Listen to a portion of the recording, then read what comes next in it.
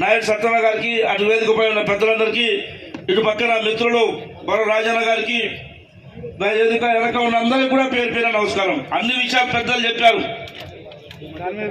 వర్ధిల్లాలి గౌడ సంఘం నాయకుల ఐక్యత. చాలా నీరసంగా ఉన్నారు. రేవంత్ రెడ్డి గారు వచ్చిన తర్వాత మంచి ఊపు వచ్చి మీ అందరికి కూడా మంచి కార్యక్రమం చేపట్టిన పరిస్థితి ఉన్నది.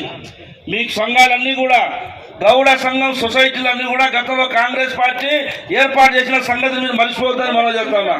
ఎందుకంటే నా దగ్గర బొమ్మలపల్లి కారుకున్న దాపు 2-3 వేల చెట్లు ఉన్నాయి. మా దగ్గర 200. కాబట్టి ఆనాడు గతంలో కాంగ్రెస్ పార్టీ గౌడ్లని ప్రోత్సహించాలని, గౌడ సంఘాలు ఏర్పాటు చేయాలని, ఆర్థికంగా బాగుపడాలని చెప్పేసి ఆనాడు కాంగ్రెస్ రాజ్యం ఈ గౌడ సంఘాలు ఏర్పాటు చేసిన పరిస్థితి.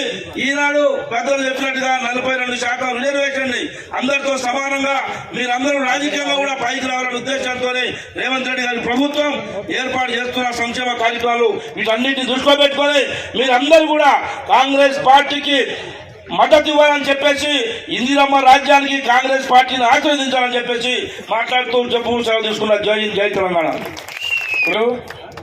రాష్ట్ర రవాణా శాఖ